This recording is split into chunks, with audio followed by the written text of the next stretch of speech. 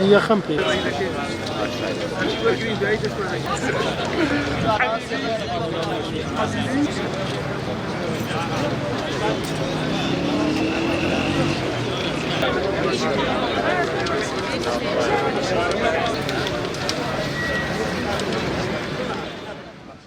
دەرگای تاوانەکانی هەولێر بڕیارێکی نادادپەروەرانەی دەرکردووە دژی چالاکوانان و ڕۆژنامەنووسان کە ئەمەش پێچەوانەی یاسا و قوڕوقاتی زۆر گەوری تێدا ئەنجام درراوە. بۆیە داوا لە دادگای تەمیز دەکەین کە ئەم بڕیارە هەڵەیە ڕاستگاتەوە کە بە کورتی ئێمەش ئەو پێشەرکاری و ئەو نایاسایی کە ئەنجام درراوە لە بڕیارەکەیاندا بۆ ڕای گشتی و بۆ دادگای تەمیز یاریمی کوردستانیش دەخێنە ڕوو. یەکەمیان بەپێی مادەی 53 لە قانونی ئوسوڵی محاکەماتی جەزایی ئەو تاوانەی کە ئەنجام درراوە بە حساب ئەوە لە دووهۆک بووە بۆیە دەبواە دادگاییکردن و مەرحەلەی لێکۆڵینەوە دادگاییکردنەکە لە دووهۆکدا بووە. بەڵام بە مەبەستدار ئەم دادگاییکردن و لێکۆڵینەوەی لە هەولێر ئەنجام درراوە. دووهەم تۆمەتباران لە بەردەمی دادگای تاوانەکانی هەولێردا ڕایانگەیاندووە کە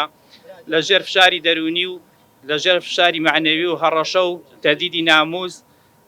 دانپێدانانیان کردووە کە ئەمەش پێچەوانەی مادەی 126 127 218 لە قانونی ئوسوڵی محاکەماتی جەزایی و پێویست بوو دادگا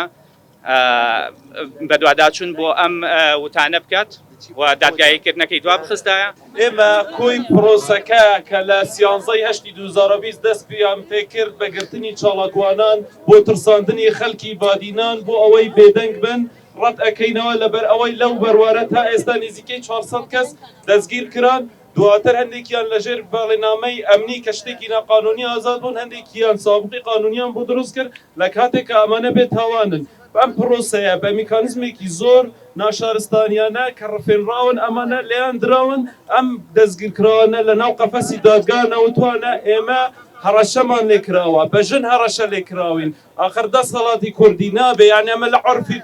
کۆمەڵاتی و هەر هی عەشایریشان نیە بێ جگەلەوەی قەزێکە بکەی بە سیاسی چۆن هەڕەشەی ناموس لە خەڵکەیەکەی چۆن ئەشکەنجە دەی ئەو دادوەرانە کە چۆن دووبارە ئیعادەی تەحقیقیان نەکردووە کە ئەمانە لەژێر ئەشکەنجا بوونە بۆ لە بەپێ ئوسوڵی محاکماتی جەزایی هەبووە پارێزەریان هەبووە لە کاتێکە ڕێگام پێنەداوە یانێ ئەمە ئەگەر تیرۆریستە قاتلێکیش بێ ئەبێ پارێزەری خۆی هەبێ ڕێگام پێنەداوە تەنیا لە ڕۆژی دادگاییەکە بووە ئێمە ئەم پرۆسە ڕەت دەکەینەوە ئەمە سزادانی خەڵکی بادینانە و پرۆسەکە سیاسیە بۆ بێدەنگکردنی خەڵکی بادینان بەڵام ئێمە ئەوە ڕاگەینین کە بە نەگرتن نەبە ترساندن نەک 6 ساڵ 20 ساڵیش ئەمانە زیندام بکەن و کە لەدا بەداخەوە دوای ئەوە لە جیاتیەوەی ئەمانە ئازاد بن بڕیاری دەستگیرکردنمان دەرکردووە بە تومەتیەوەی بەرگریمان لەمانە کردووە زۆر خەڵکی تریش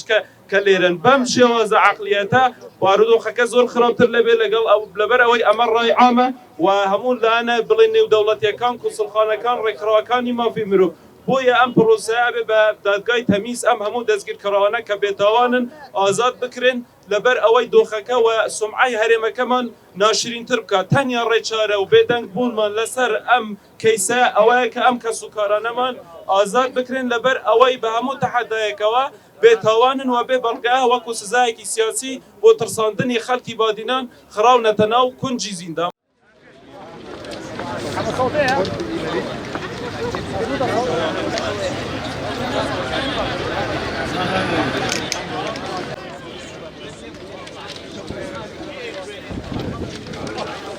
هەجۆرەویکەن پێشوەخت ئەوەیە کە حکمیان بەسەرا دراوە نابێ ناڕازی بن.